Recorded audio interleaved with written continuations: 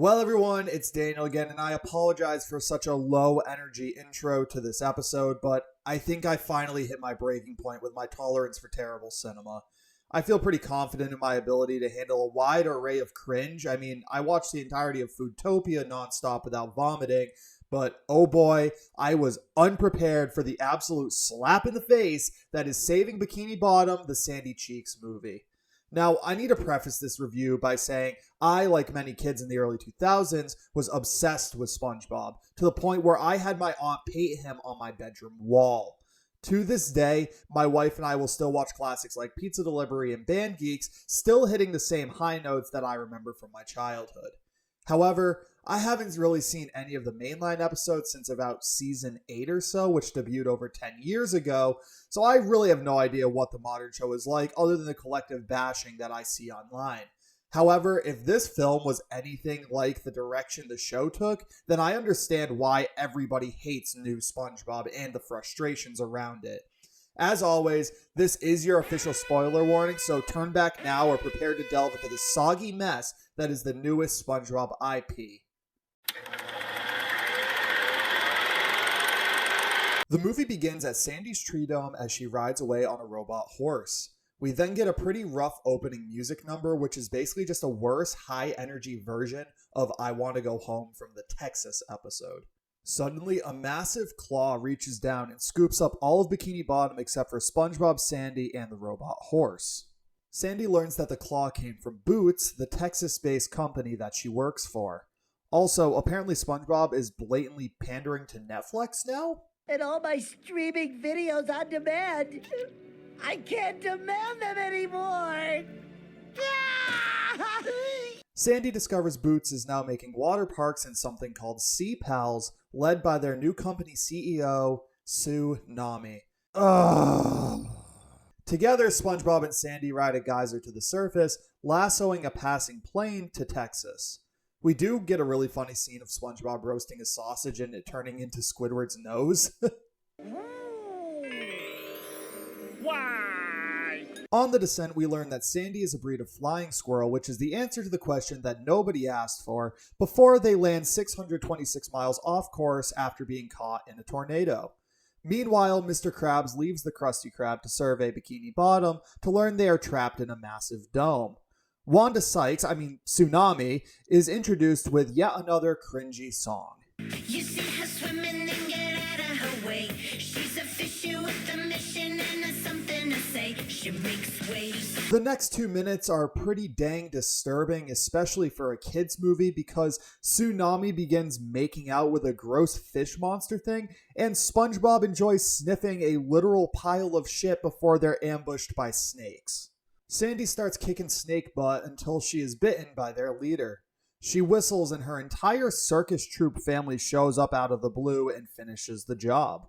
Afterwards, they decide to help drive Sandy and SpongeBob to the Boots facility in Galveston. You'll notice I'm not specifically mentioning any of their names because frankly, they do not matter.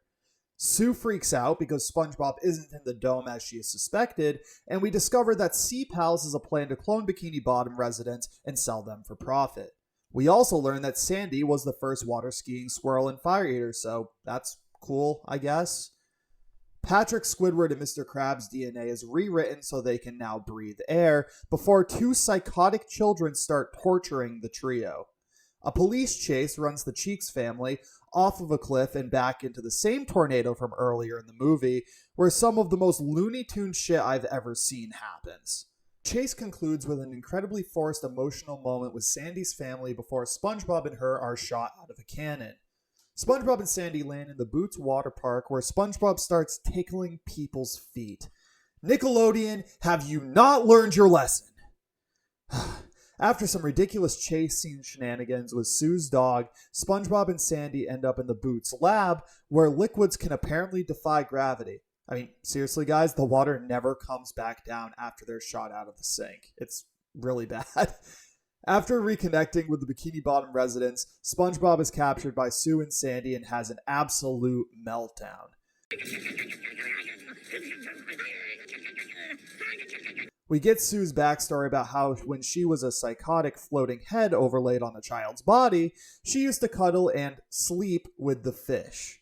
That I had to make a switch, gay fish. Now I know that I'm a gay fish, gay fish, yo. This highly suggestive dialogue about her love of fish concludes with the reveal that she is a robot. Sandy was also unwillingly spying on Bikini Bottom for Boots during her entire residence down there, so everyone hates her now apparently, and then SpongeBob is cloned and has an existential crisis. Sue's dog knocks over the jar of SpongeBob clones, prompting them to race to Sandy and cheer her up. She then uses her exercise wheel to escape her enclosure, where she makes Sue do a little dance.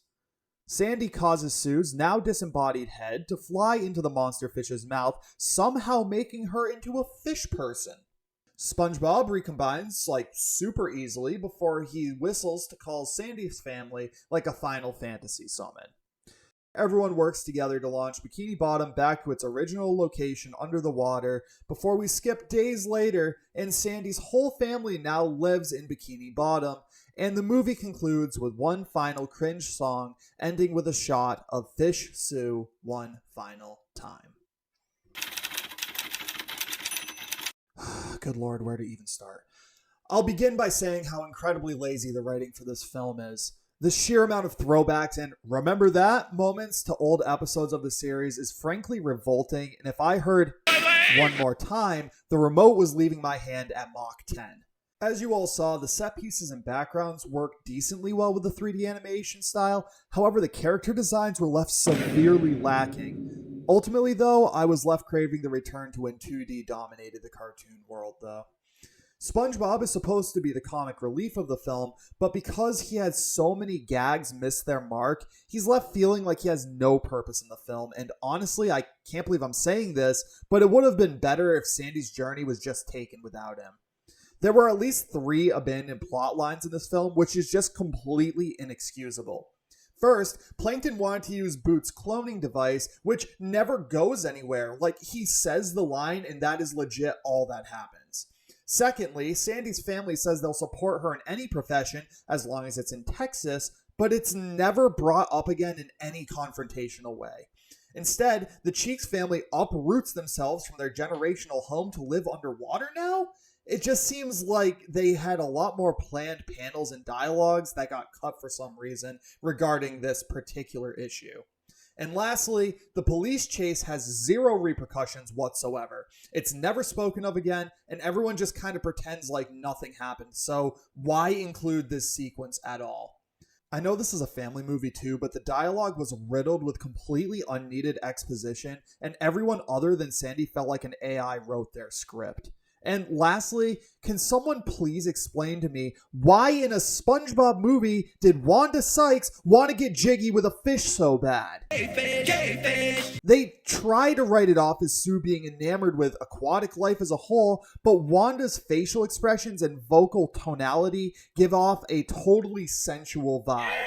Again, maybe I'm being harsh because of my personal connection with the Spongebob IP, but this movie crushed a part of my childhood a little bit. So on a scale of 1 to 10, I'd give it 2 Texas States. Its poor quality in all aspects makes it a bad viewing experience for anyone above the age of 5 and intolerable for longtime fans of the series. This movie is yet another obvious attempt for Nickelodeon and Netflix to try to wring out every last drop of content they possibly can from one of the most successful animated IPs in history. Shows like Camp Coral, The Patrick Show, and now Saving Bikini Bottom has shown the levels of disrespect the creators and executives are willing to go to try to turn a quick buck on brand recognition alone. This immense dip in quality is undeniable at this point, and I hope they've put the little square dude out of his misery and move on to something new. With that, you have made it to the end, though, so thank you so much for watching. If you could leave a like and subscribe, I'd greatly appreciate it. It helps the channel out a bunch, and I hope you all just have the most wonderful day and forget all about this movie's existence. Deuces!